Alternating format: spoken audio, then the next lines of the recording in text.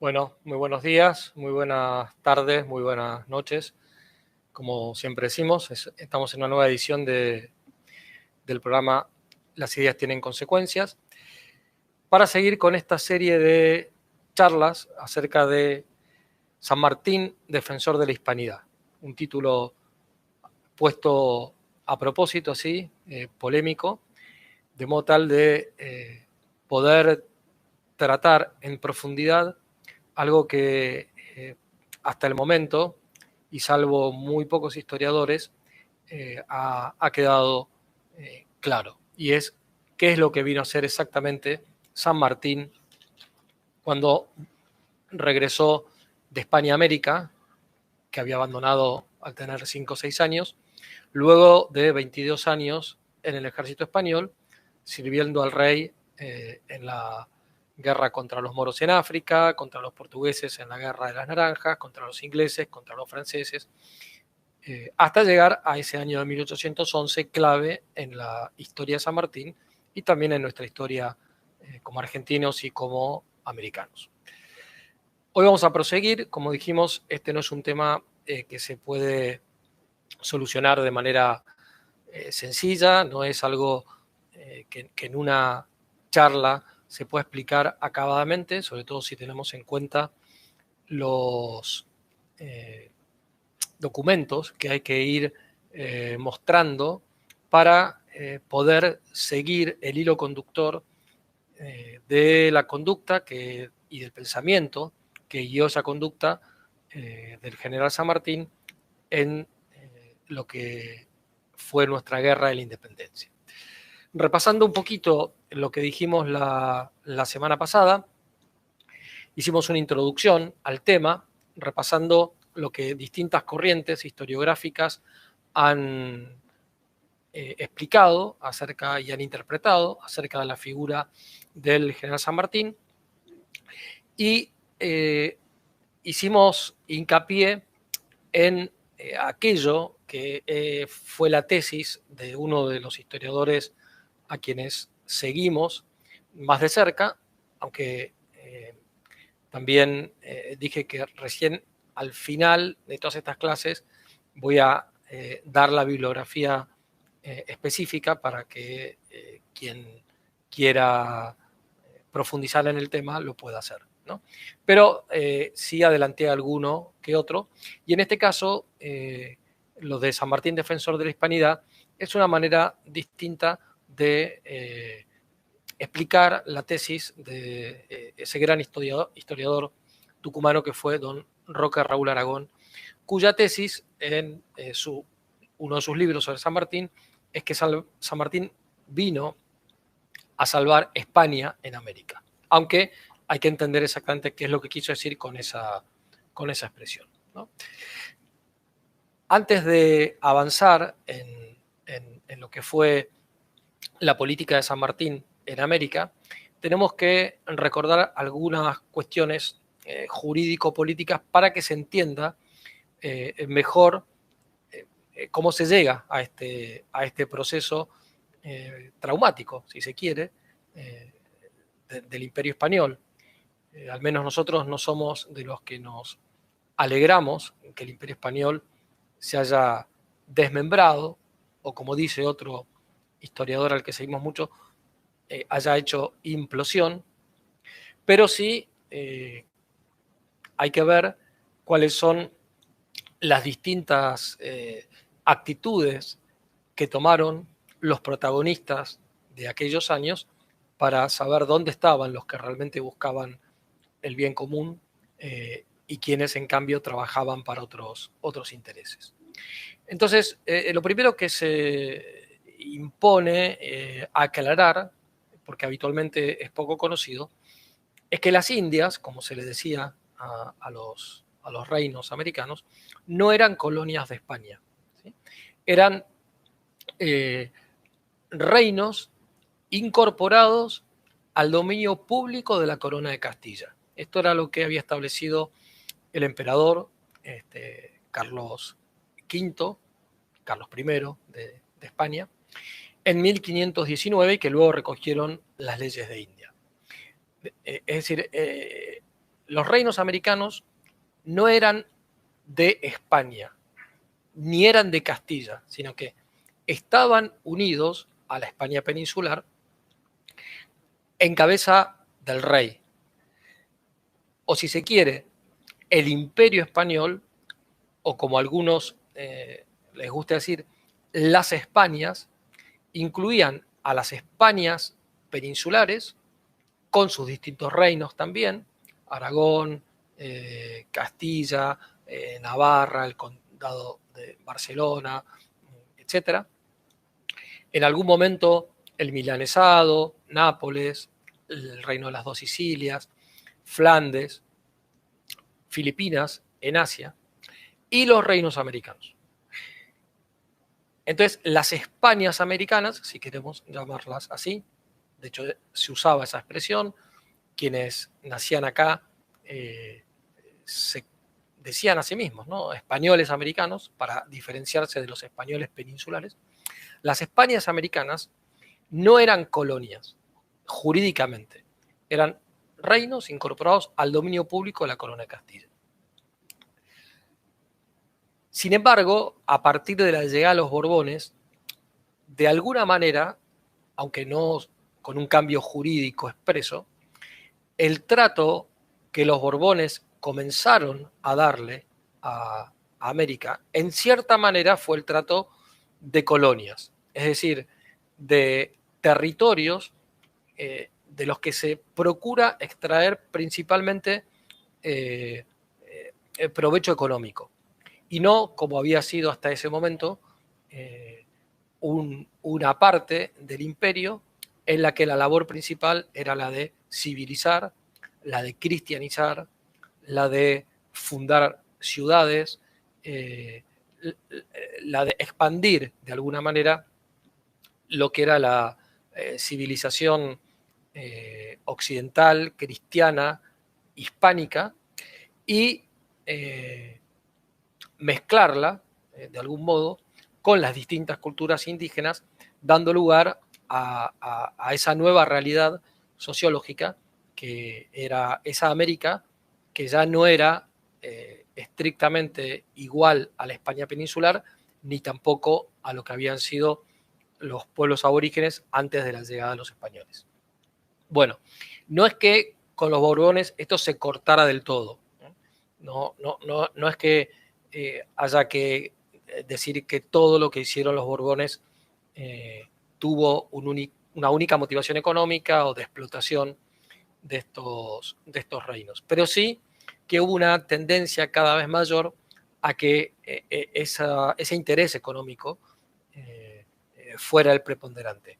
En algunos casos incluso en beneficio también de América, pero cierto trato de colonia se empezó a recibir.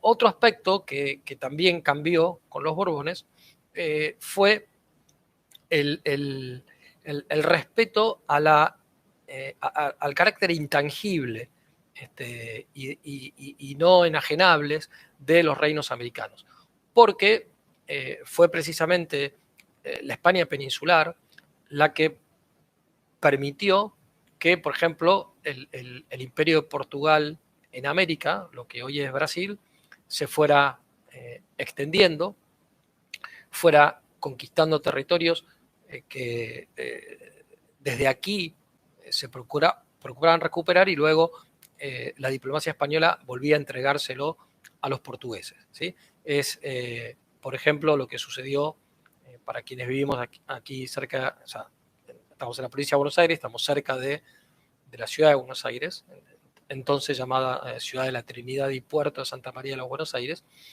con Colonia. Colonia fue una ciudad fundada por los portugueses, avanzando sobre lo que era la banda oriental, dentro del virreinato del Río de la Plata, incluso antes, ¿no?, de la creación del virreinato, cuando todos, de alguna manera, éramos parte del virreinato del Perú. Los americanos, desde Buenos Aires, e incluso en algunas ocasiones peleando por recuperar Colonia, también las milicias guaraníes. Se recuperaba Colonia y en España se le volvía a entregar a los españoles. Bueno, como ese ejemplo podrían ponerse otros. Por ejemplo, parte de la pérdida de las misiones que había en la zona de Paraguay, sur de Brasil, fruto del Tratado de Permuta, 1750, entre España y Portugal, se pierden y a eso se le agrega después la expulsión de los jesuitas, que deja desamparados a los indios que vivían en esos 30 pueblos que estaban, digamos, subordinados al rey, pero con sus cabildos propios y sin la posibilidad de que los civiles españoles pudieran entrar a esos pueblos. Eso generó cierta como sospechas por parte de la corona, a lo que hubo que sumarle la influencia de la masonería, que terminó finalmente la expulsión de los jesuitas. Y basta leer las cartas de algunos indios al rey de España pidiéndoles para que no se llevaran a los padrecitos, como les decían, para realmente conmoverse y ver dónde estaban puestos en ocasiones los intereses de la corona, que no eran precisamente lo de sus súbditos en América. Bueno, lo cierto es que esto fue avanzando hasta llegar a una serie de hechos que son prácticamente determinantes para poder entender que los americanos decidieran independizarse. Uno es la conferencia de Bayona, o la farsa de Bayona, como se le suele decir, por la cual Carlos IV y Fernando VII le entregan, bajo presión, pero finalmente entregan España y las Indias a Napoleón, para que Napoleón se las entregue a su vez a su hermano José Bonaparte, que se va a convertir en rey de España, apoyado por muy pocos españoles, los llamados afrancesados, pero que finalmente va a reinar en una parte de España a partir de ese año, 1808, hasta la derrota y la rendición de Napoleón en 1813. A ese problema grave, que es habernos entregado a una potencia extranjera, se le agrega que la otra España, la España que se levantó en armas ese mismo año, 1808, contra Napoleón, cuando empezaron a sesionar las Cortes de Cádiz, en septiembre de 1810, decidió que el imperio español pasara a ser un imperio, diríamos, unitario, desde el punto de vista de la distribución territorial del poder.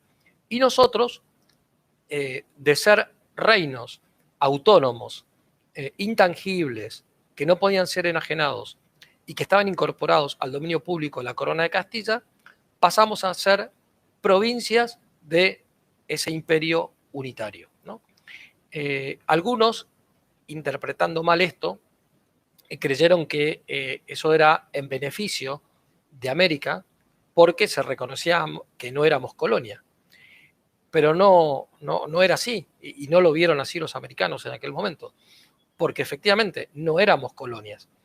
En cambio, con este nuevo estatuto de provincias del imperio, pasábamos a una situación, digamos, en la que perdíamos esa autonomía dentro de un Estado de carácter unitario.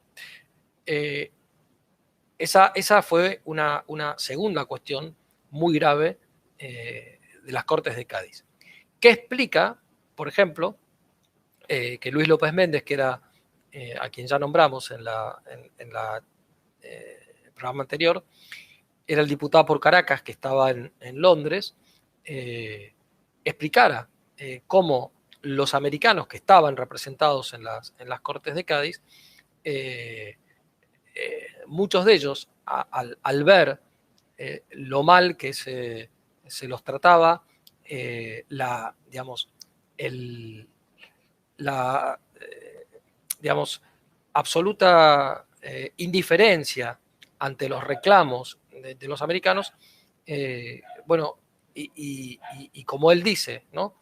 Ante digamos, la política liberal de las Cortes de Cádiz, decidieran muchos de esos diputados directamente volverse a América, ¿no? Bueno, entonces, esa disposición de las Cortes de Cádiz explica que después tanto San Martín como Bolívar se negaran a aceptar la constitución de las Cortes de Cádiz. Muchos dirán, bueno, qué extraño, ¿no? Si San Martín era liberal y Bolívar también, ¿por qué no aceptaban una constitución como la de Cádiz? Bueno, sería, ya lo vamos a tratar, todo un asunto aparte, analizar las ideas políticas de San Martín. Las de San Martín no eran estrictamente ideas liberales, algo de influencia tenía, pero eran más conservadoras. Las de Bolívar sí, hasta 1820 más o menos, en que empieza a cambiar, empieza a darse cuenta de los errores de la Ilustración, de los intereses de los ingleses, de los prejuicios que causaba la masonería, y ahí es cuando rompe con Santander, y, bueno, y empieza una evolución por parte de Bolívar, que bueno, que es importante estudiarla como las dos etapas, ¿no? de la vida de Bolívar. Pero lo cierto es que ninguno de los dos aceptó como parte de una paz que pudiera llegarse a lograr con España, el firmar como propias la Constitución de 1812, justamente por esto, porque era contraria a los intereses de América, a esa autonomía reconocida desde el año 1519 por Carlos V y luego todos los reyes que lo sucedieron en el trono. Bien, entonces, y lo último, digamos, para entender este proceso, que no solamente es expresión de la implosión del Imperio Español, sino también de digamos, de por qué se fueron debilitando los vínculos entre los españoles americanos y los españoles peninsulares, es la actuación del Consejo de Regencia. Al estar preso Fernando VII en Valenciennes, se establece una junta central, como ya hemos hablado, Sevilla, que no es aceptada en toda América, sino solamente en algunos lugares. En Buenos Aires sí es aceptada, pero cuando cae la Junta Central de Sevilla, ya no se le reconoce legitimidad a el Consejo de Regencia, que se atribuye, digamos, una autoridad que por su propia naturaleza no tenía y no era conforme a lo que disponían las leyes de Indias. Cuando había una acefalía, quienes debían decidir qué hacer eran todos los pueblos que pertenecían al imperio. Estas cortes, este consejo, el Consejo de Regencia, fue puesto prácticamente por los ingleses y respondía a los intereses de los ingleses en gran parte. Lo cual, si bien tiene una cierta explicación, porque ante la invasión napoleónica, España hace alianza con Inglaterra para poder enfrentar a Napoleón, pero la realidad es que una cosa era la alianza militar y otra era que el Consejo de Regencia, que era quien efectivamente en la España que resistía a Napoleón, diera los intereses de los ingleses. Entonces, tanto por la farsa de Bayona, luego por la resolución de las Cortes de Cádiz y la Constitución de 1812, y finalmente por la desconfianza que generaba el Consejo de Regencia, más la persecución que a partir de 1811 empezaron a sufrir los americanos, no antes, sino recién en ese año. Bueno, todo eso fue generando, digamos, esa desconfianza mutua, ¿no? Junto con eso, hay que también saber cuál era la política de Gran Bretaña, pues si no, hay cosas que, si no se conoce este contexto, bueno, se pueden entender de una manera errónea. Se suele decir, y esto últimamente se repite bastante, que Inglaterra fomentó las independencias americanas y que por lo tanto todos los libertadores y todos los que de alguna manera estuvieron comprometidos en la independencia de los pueblos americanos o fueron agentes británicos o fueron militares o políticos que en el mejor de los casos de manera ingenua se comportaron de modo funcional a los intereses británicos. Bueno, esto no es así. Hay que entender que la política de Gran Bretaña cambió radicalmente en 1808. Hasta 1808, efectivamente, la política de Gran Bretaña fue la de procurar la secesión de los reinos americanos respecto a España. Por ejemplo, eso explica, en parte al menos, las invasiones inglesas que sufrimos nosotros en Buenos Aires en 1806 y 1807. Pero a partir de la invasión de Napoleón a España, en medio, además, de la guerra que tenía la Santa Alianza contra Napoleón y del bloqueo económico que Napoleón había hecho respecto de Inglaterra, Inglaterra cambia radicalmente de política y la alianza con España implica no solamente el auxilio militar, por el cual van a confraternizar militares españoles y militares ingleses en la península contra Napoleón, sino una decidida acción de intentar frenar cualquier tipo de insurrección de los pueblos americanos respecto al rey de España.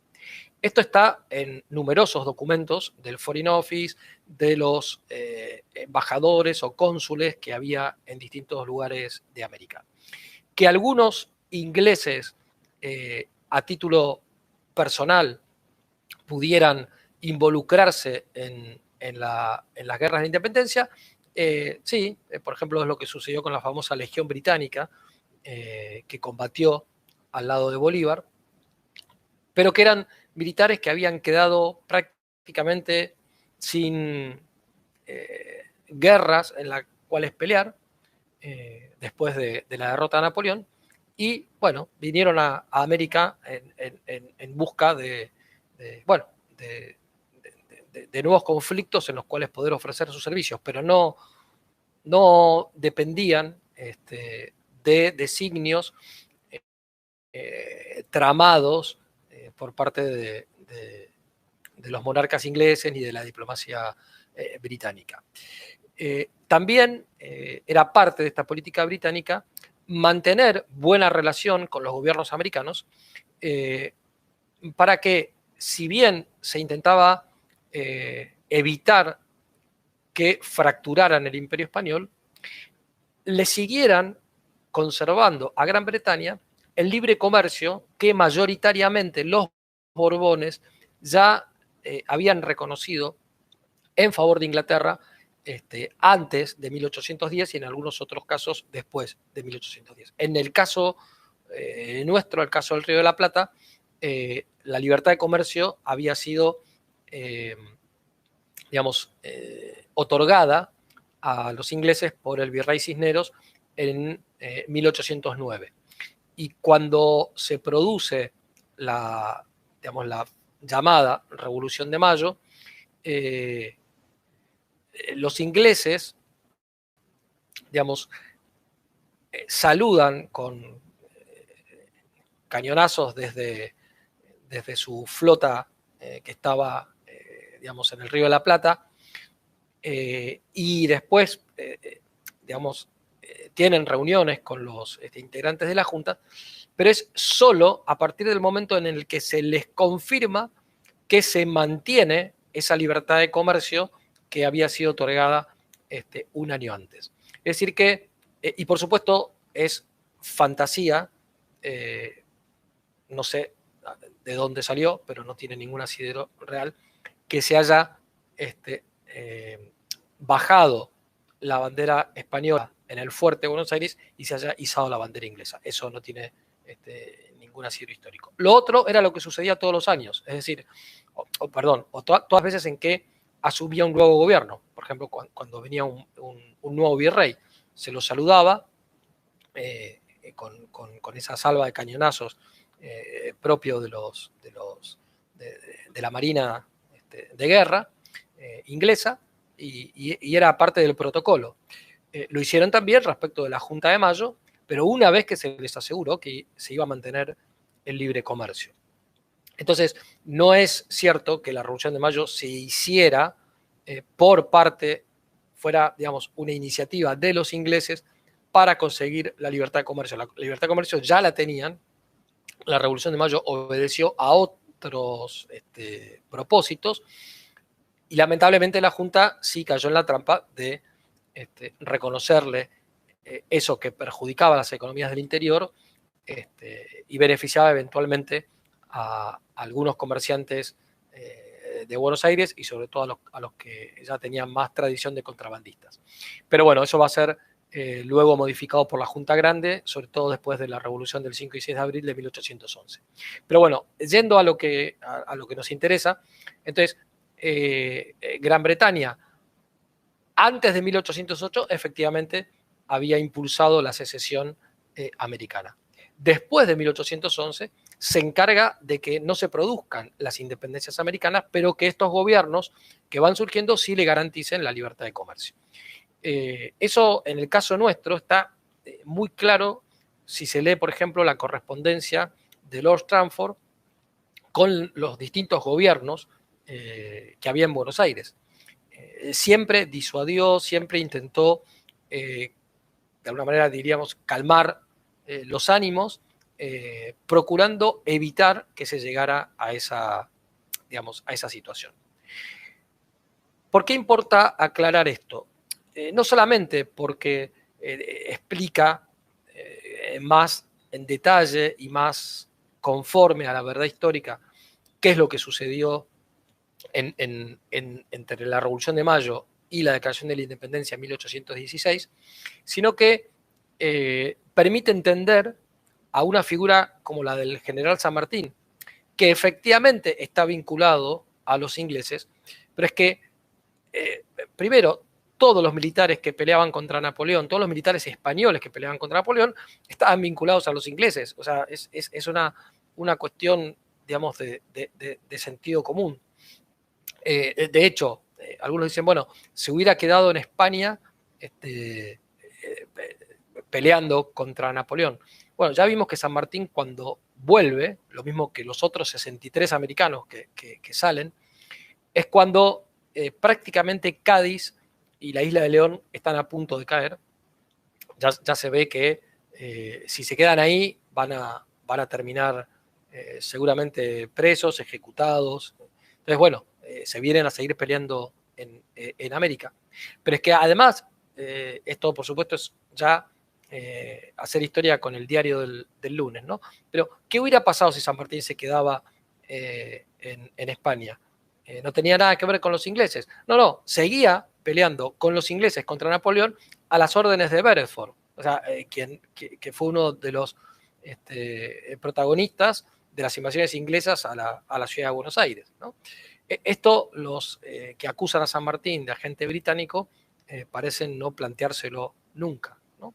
Tampoco se plantean el carácter anglófilo del Consejo de Regencia, tampoco algunos dicen si los americanos no se hubieran independizado, no hubiéramos perdido los territorios que perdimos, fruto, digamos, según ellos, de las independencias, porque los reyes de España se hubieran encargado de defender la unidad territorial del imperio. Eso es o ignorar la historia anterior a 1810 o directamente, no sé, o sea, querer engañarse y engañarnos, ¿no? Basta pensar en no solo lo que nos pasó a nosotros con Colonia, o lo que sucedió con parte de las misiones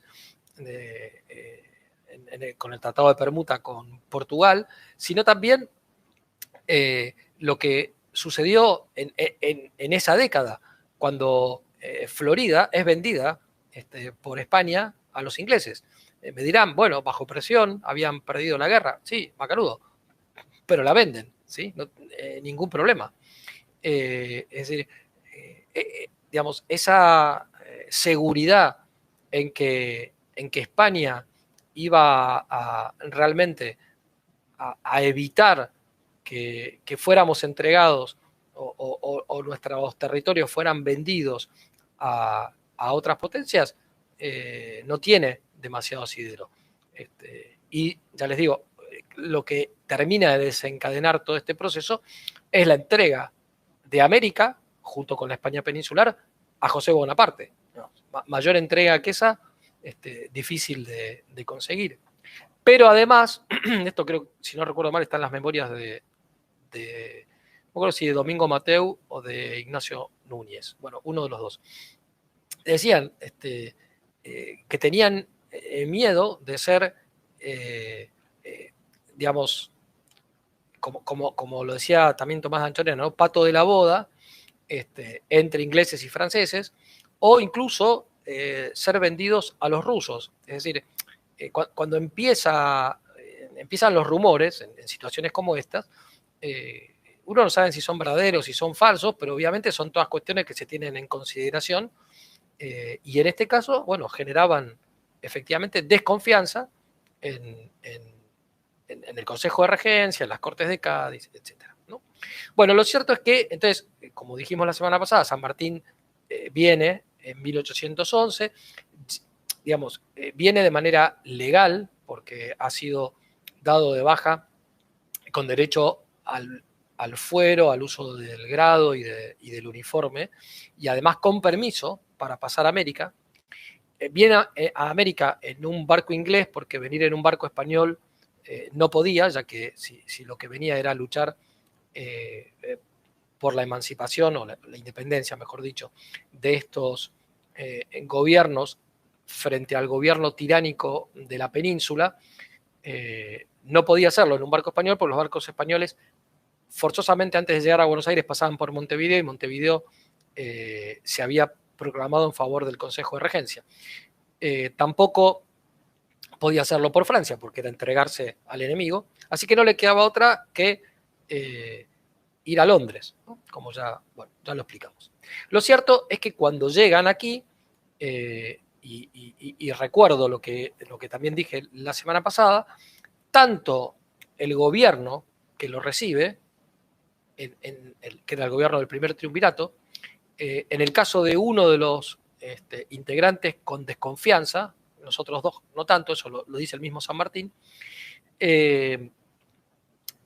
cuando se da a conocer esta noticia en la Gaceta, ¿se acuerdan que expresamente yo les leí que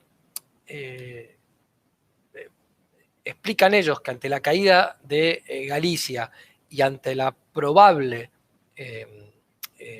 digamos, caída también de Cádiz y de la isla de León, han venido a estos militares, Carlos María de Alvear, Zapiola, el barón de Hollenberg, San Martín, a ofrecer sus servicios a estos gobiernos. Pero después, en una información que el triunvirato le manda a los pocos días a Pueyrredón, le dice que estos militares, desesperados de la suerte de España, quieren salvarse y auxiliar a que se salven estos preciosos países, ¿no? Uno dice, bueno, si están desesperados de la suerte de España, es porque efectivamente ven que se está desmoronando todo a pasos agigantados. Quieren salvarse, evidentemente, no caer ellos presos de los franceses. San Martín, por ejemplo, sus dos hermanos militares, eran todos militares, eran los cuatro, pero dos de ellos estaban presos de los franceses. O sea, quieren salvarse ellos y auxiliar a que se salven estos preciosos países. ¿De quiénes? San Martín en las cartas habla del gobierno tiránico de la península.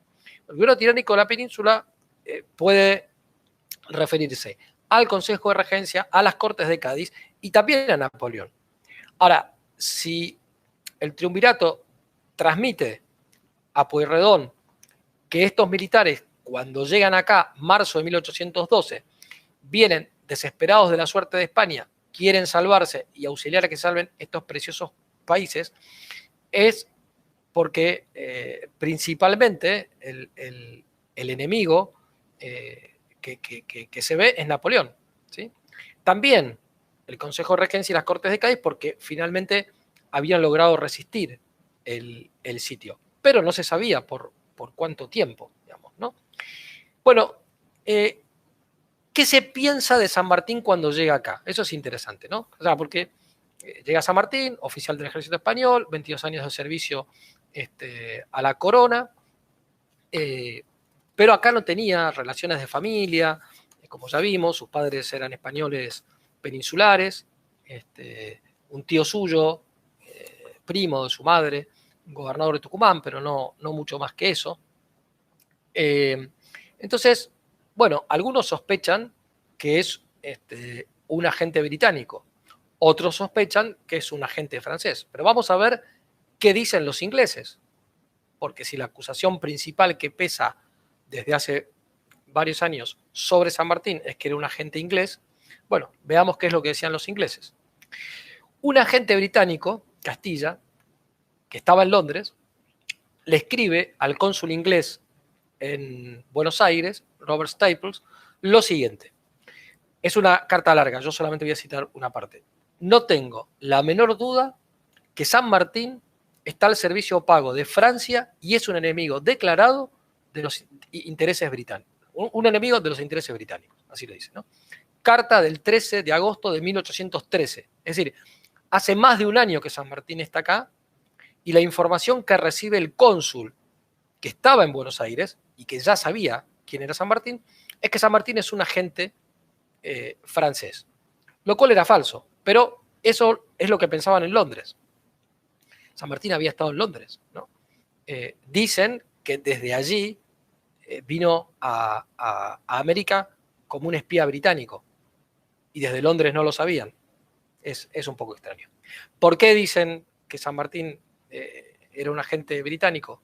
Porque supuestamente había conocido el plan Maitland, ¿no? Ese plan de invasión de América que implicaba entrar por Buenos Aires, ir a Mendoza, de Mendoza cruzar la cordillera a Chile y de Chile ir a Perú. Era un, digamos, proyecto, si no recuerdo mal, del año 1805, que quedó perdido en la Cámara de los Comunes y lo encontró Rodolfo Terráneo en los años 80 y sobre los cuales escribió un libro muy bueno sobre el plan Maitland, ¿no? El mismo Terráneo se encarga de decir, primero, que no se puede saber si San Martín lo conoció, y segundo, que San Martín jamás actuó como un agente británico y en ningún momento de su relación con los ingleses buscó una subordinación de América a los intereses de Gran Bretaña.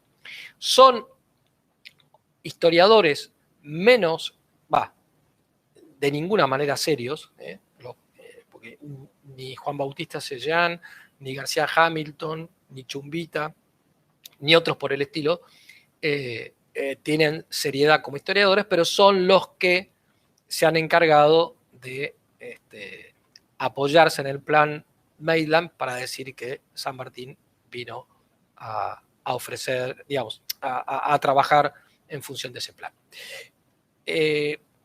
Obviamente, cualquier plan de invasión de América del Sur, dado que no existía el Canal de Panamá en ese momento, era lógico que o había que hacerlo yendo hasta el Cabo de Hornos y de ahí subir a Perú, o primero atacar a México, pero bueno, pero si lo que querían era ir a América del Sur, tenían que venir por Buenos Aires, o sea, por la Cuenca del Plata, entrar por ahí, invadir, cruzar la cordillera y de ahí dirigirse a Perú. O sea, el plan existe, ¿sí?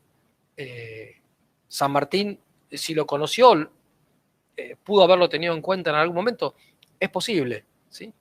Pero veremos que no es tan probable, ¿sí? porque ese plan, algo muy similar, aparentemente le escribe San Martín en 1814 a Rodríguez Peña, ¿sí? Pero esa carta está acusada de falta de autenticidad por numerosísimos historiadores argentinos y creo que de algunos otros países americanos también, y ya veremos por qué, ¿no? Pero de todas maneras, bueno, si lo hubiera conocido, tampoco eso significa que viniera a poner en ejecución ese plan, porque ese plan, después de 1808, no tenía ningún interés para los ingleses. Inglaterra había firmado un tratado en 1808 de alianza militar con España y refrendó, volvió a firmar otro tratado en 1814. De modo que antes de, con ocasión de la ocupación napoleónica y el destierro de Fernando VII, como a la vuelta de Fernando VII al trono, en ambas oportunidades, Inglaterra y España tienen una alianza militar mutua, ¿sí? Bien. Ahora, ese cónsul, Staples, informa inmediatamente en 1813 al Foreign Office lo que le acaban de enviar desde Londres, es decir, que San Martín sería un agente francés. Pero luego, al tratarlo un poco más, se da cuenta que eso no tiene mucho asidero, y entonces en noviembre de 1813 escribe otra carta al Foreign Office donde dice: no parece existir motivo para suponer que esa opinión que él había, de la que él también se había hecho eco, está bien fundamentada todavía. No dice que no tenga ningún fundamento, dice no está bien fundamentada todavía. Paralelamente, y un poco después, en enero de 1814, estamos en unos meses claves, porque diciembre es cuando Napoleón definitivamente reconoce su derrota y también a Fernando VII como rey legítimo de España y de las Indias. Fernando VII recién va a ingresar a España en marzo de 1814 y a Madrid el 13 de mayo de 1814. De modo que esto se da en ese periodo en el que ya se ve que Napoleón estaba, venía siendo derrotado. Probablemente en enero de 1814 la noticia de la restauración al trono de Fernando VII no había llegado, pero era algo que se tenía en vistas, digamos, ¿no? como ya probable, a diferencia de lo que pasaba en 1811. El comandante Bowles, que era el encargado de la estación naval británica en el Río de la Plata en enero de 1814, sostenía también en un informe que envía al almirantazgo británico.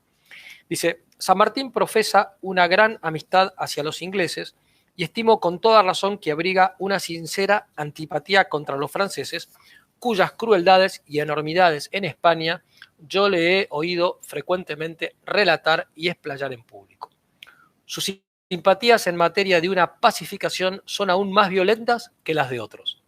Me expresó gran ansiedad para lograr la paz si ésta pudiera obtenerse en términos que les evitara futuras represalias, pero parecía totalmente determinado a resistir hasta el extremo antes que entregarse sin una garantía al poder de los españoles.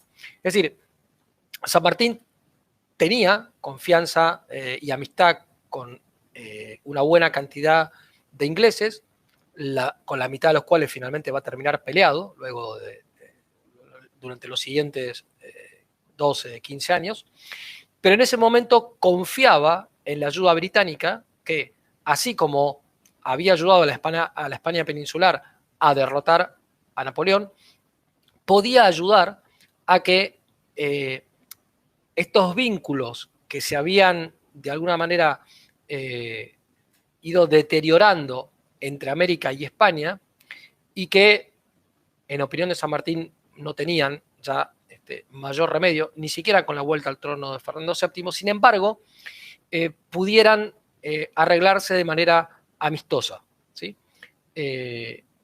Para decirlo de manera clara, San Martín en ningún momento lo que busca es un protectorado inglés, ¿sí? Sino que lo que busca es la mediación inglesa para poder llegar a una paz honrosa con España, que era aliada de Inglaterra, ¿sí? Incluso San Martín lo va a expresar también desde el punto de vista político, es decir, bajo la garantía de un sistema monárquico, ¿sí? Alberdi contaba en uno de sus últimos libros que en 1812 San Martín tuvo un fuerte altercado con Rivadavia, porque Rivadavia le dice, así que usted no ha venido a establecer repúblicas en América. Y San Martín dijo, yo he venido a luchar por la independencia de estos países, las formas de gobierno serán cuestiones que tendrán que decidir los pueblos mismos, ¿no? Bueno, lo cierto es que después San Martín va a ser más explícito y se va a decantar por la monarquía, como es sabido. Entonces, ¿qué pasó con esa mediación inglesa en la que San Martín confiaba y de la que más tarde se va a ir dando cuenta que no tiene mucho asidero, ¿no? Bueno, primero, no logró el objetivo principal, que era evitar la represalia española y poder llegar a una paz honrosa con España. De todas maneras, sí logró algo, y es que, porque Gran Bretaña simplemente no le interesaba hacer lo que San Martín le estaba pidiendo. Y no le pidió nada más, eso después lo vamos a ver en la próxima clase. No pidió ni ayuda militar, ni económica, ni ningún tipo de, como dijimos, protectorado, ni nada por el estilo, ¿sí? Lo que sí, indirectamente, logró es que cuando se hizo el Congreso de Aquis Grande, la Santa Alianza, los ingleses convencieran al resto de los monarcas que habían sido restaurados en sus tronos o que habían podido, digamos, defenderse de Napoleón, a que no apoyaran a Fernando VII en su intento de recuperar América, ¿no? Si se quiere, es un objetivo que, si bien San Martín no lo logró conseguir del todo, consiguió algo, ¿no? Mitre va a decir además que cuando San Martín propone en el Perú una alianza con España bajo la forma monárquica y con un príncipe de la Casa de Borbón ¿cómo se dice? En América del Sur, erraba el camino, dice, porque se movía según la política de la Santa Alianza y en contra de lo que, digamos, de un posible acercamiento a los Estados Unidos. Bueno, la verdad que en ese momento la relación con Estados Unidos tenía bastante poca importancia, y que se moviera según los criterios de la Santa Alianza, como ya se ve geopolíticamente, nos favorecía, ¿no? Es más, es conocido que Metternich, voy a mover un poquito porque está dando demasiado el sol, Metternich a veces no entendía cómo Fernando VII no aceptaba las propuestas de paz que le llegaban de América. No aceptó la de San Martín, no aceptó la de Iturbide en México, y él le parecía que eran bastante razonables, ¿no? Bueno, entonces eso para poder enmarcarnos. No se puede hablar de la relación de San Martín con los ingleses si no se tiene en conocimiento esto, o sea, la alianza de España con Inglaterra, la relación que San Martín tenía con los militares ingleses y por qué confiaba. A medida que fue pasando el tiempo, se fue dando cuenta. Por ejemplo, en 1816, cuando insiste en que el Congreso Tucumán declare la independencia, en las famosas cartas estas a Godoy Cruz, le dice, de Inglaterra ya se sabe, no hay que esperar nada, ¿no? O sea, San Martín veía que era... A pesar de lo cual, él siguió esperando. Y cuando estuvo en Chile, antes digamos, del cruce y luego también del cruce de los Andes, tuvo entrevistas con con ingleses que podían de alguna manera mediar ante el rey de Inglaterra para intentar llegar a esa paz que como dice acá, como decía el Comodoro Bowles, ¿no? San Martín es de todos el que más violentamente quiere lograr la paz. Estamos hablando del año 1814, enero de 1814. ¿Sí? Es decir, Fernando VII ni siquiera estaba en el trono. Pero lo que no quería San Martín era una paz con represalias injustas, ni tampoco una paz que significara el sometimiento de América fuera bajo la manera en que habían decidido las Cortes de Cádiz en la Constitución de 1812 y muchísimo menos con lo que se vio después, ¿no? que Fernando VII volvió como un monarca absolutista, ¿no? Muy bien. Por eso es que cuando el director Posadas decide enviar las misiones diplomáticas a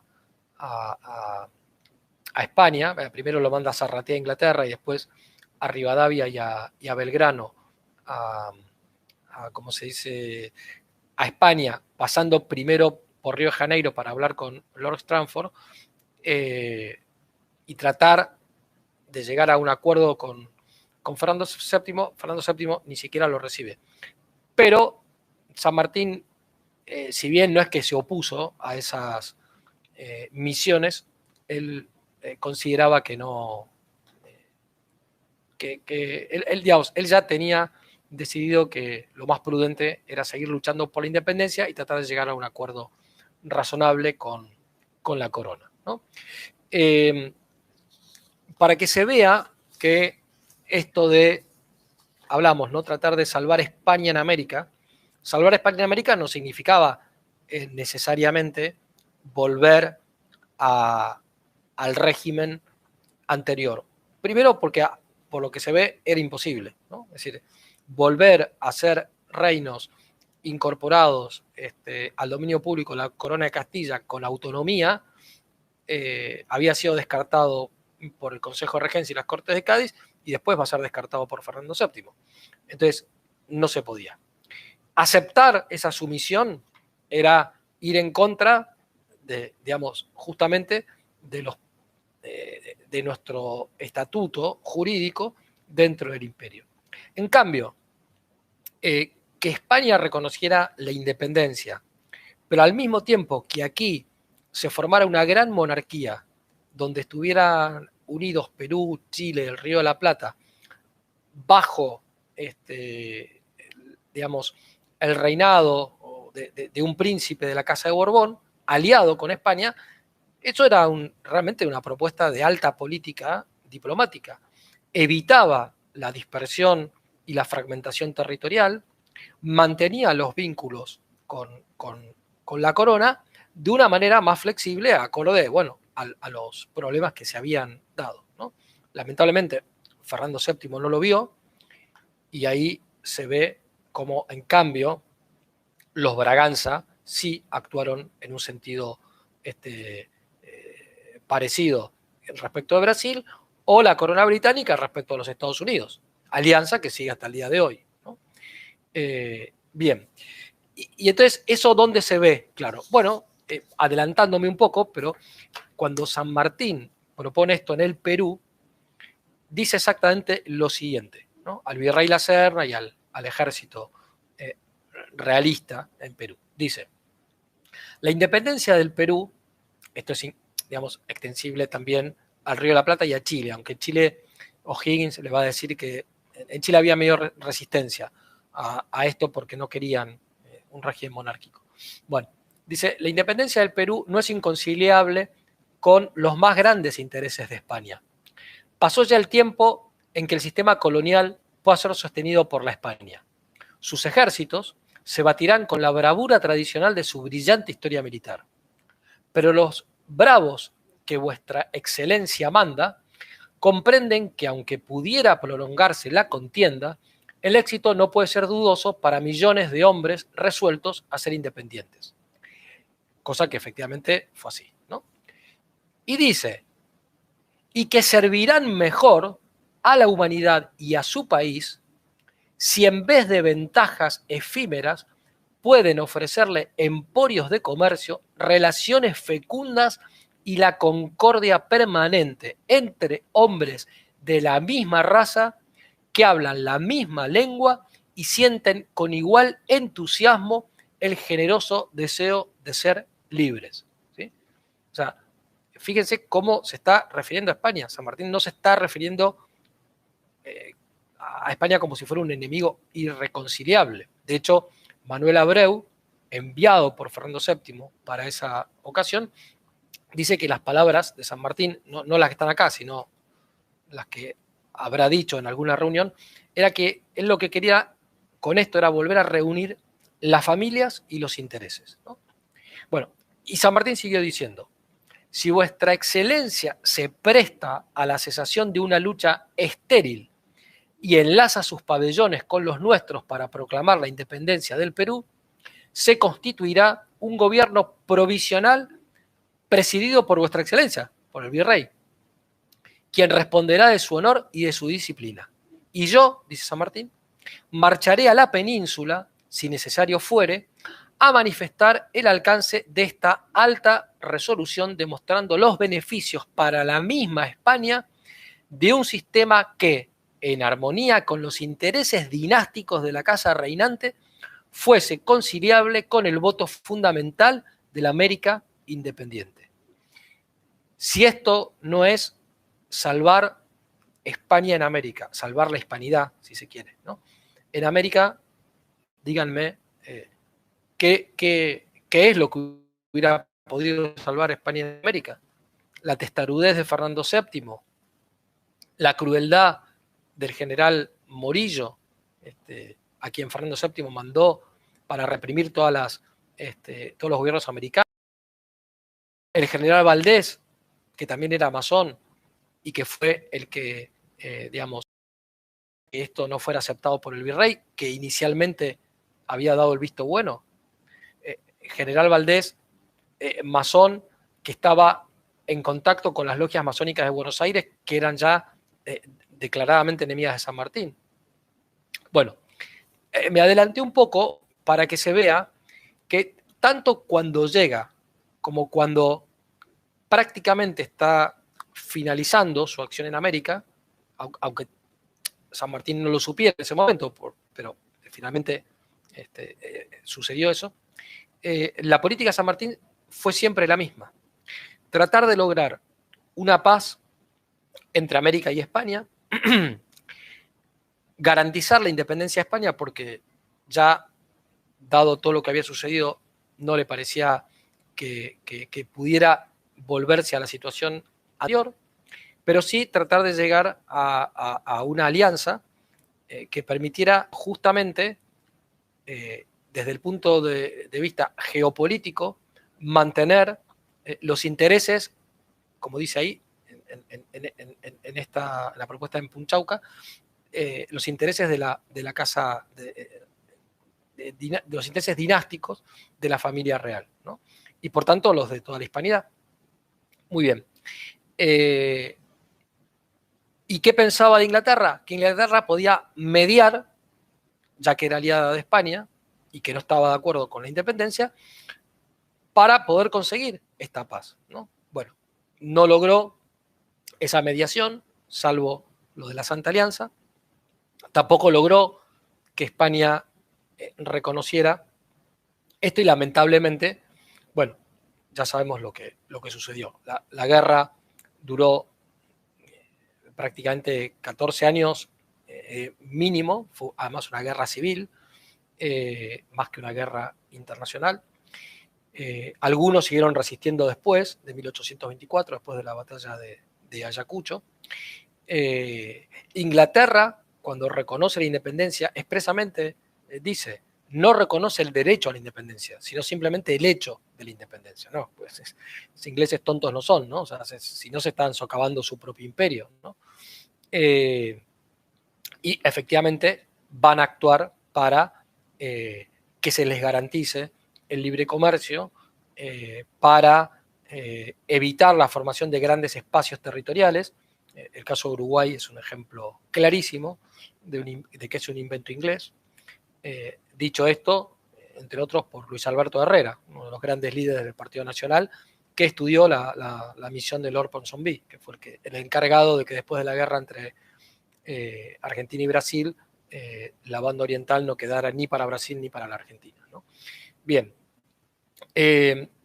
San Martín entonces finalmente tiene que, como sabemos, exiliarse, porque está justamente enfrentado a las logias masónicas y no ha logrado lo que quería, ni por parte de los ingleses, ni por parte de Bolívar,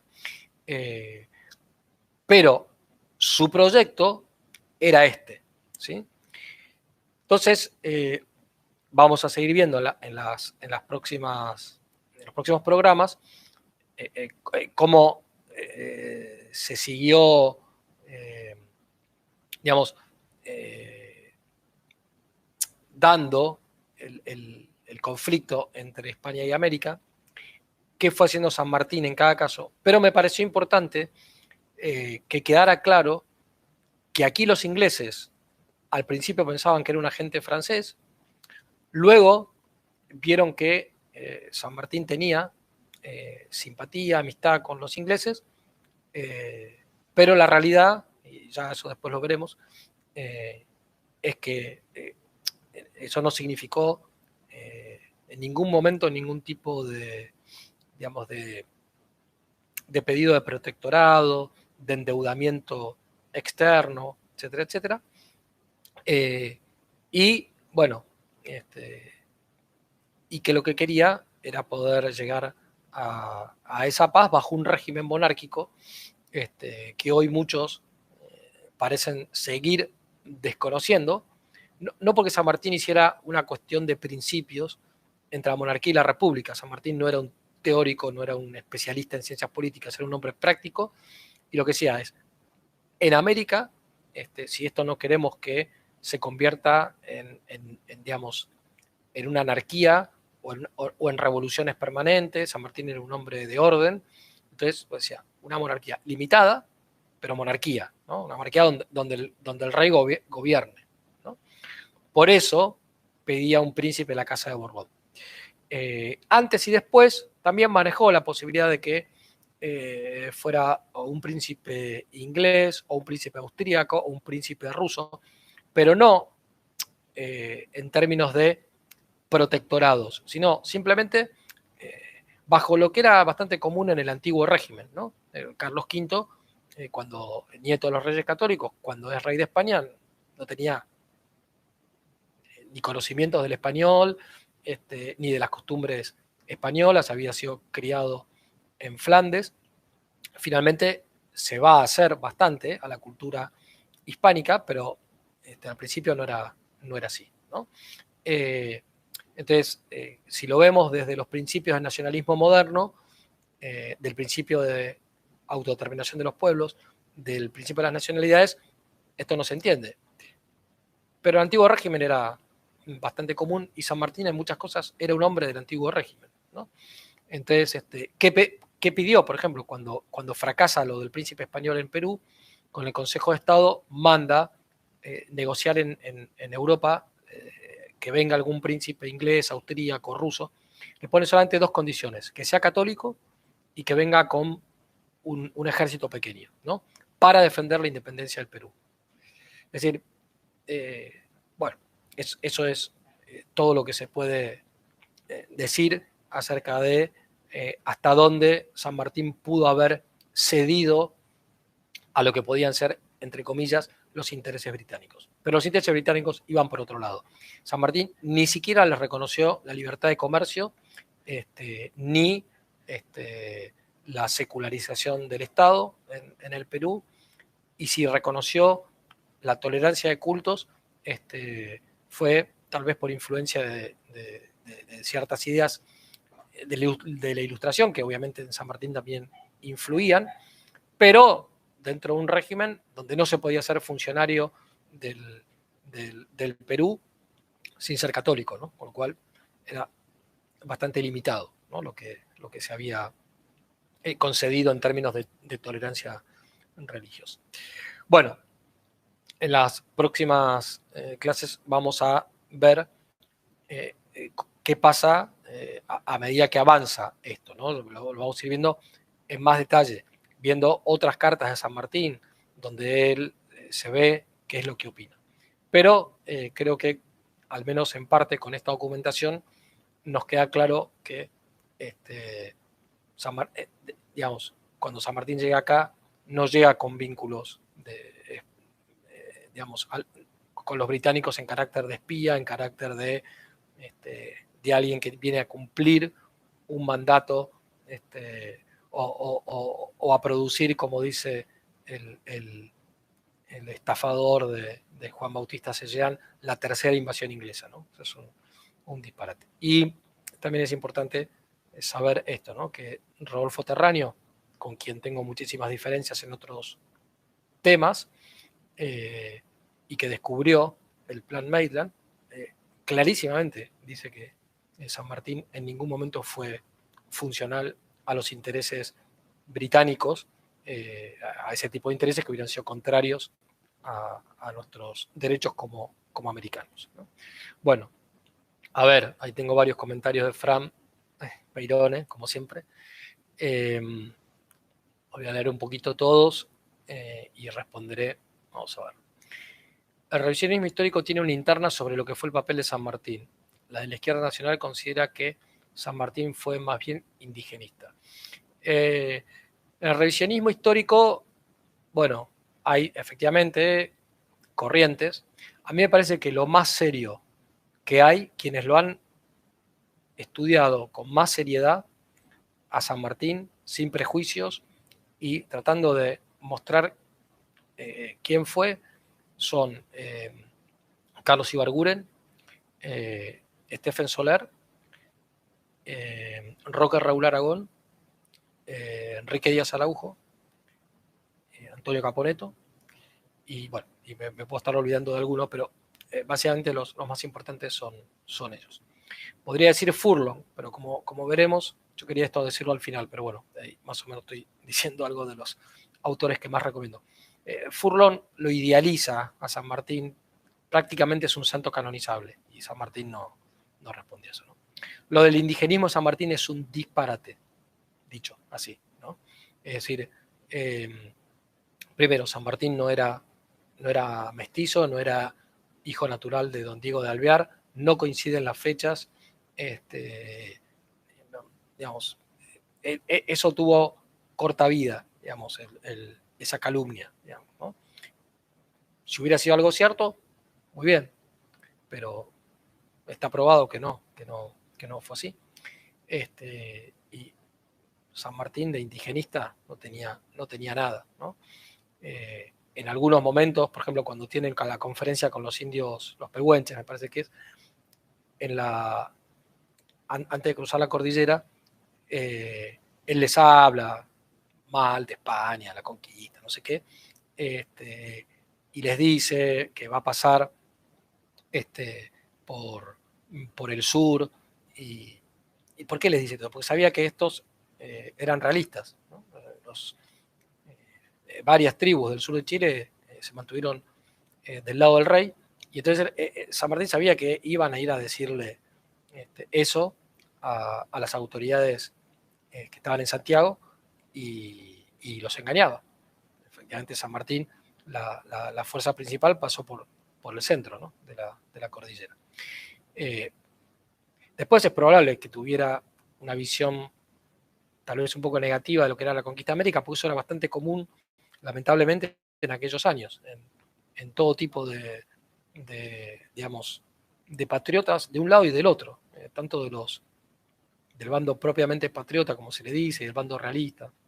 Estaban todos muy influenciados por la leyenda negra, que entre otras cosas, quienes se habían encargado de difundirla, por un lado habían sido los ingleses y los holandeses, y los franceses, pero también los jesuitas, después de la expulsión, ¿no?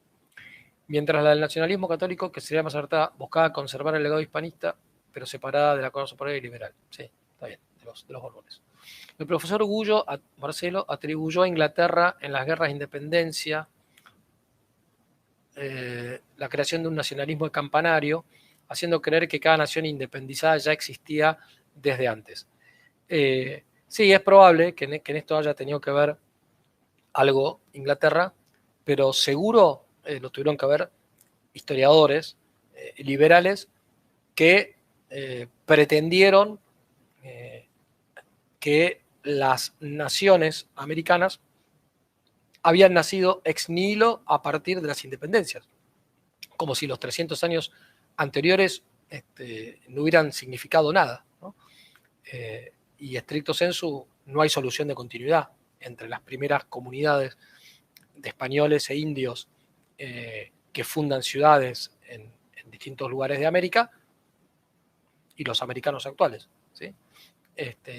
Sí hay solución de continuidad respecto al imperio inca, al imperio azteca, y no digamos nada de los otros pueblos aborígenes que vivían con distintas costumbres y que además no se conocían entre sí.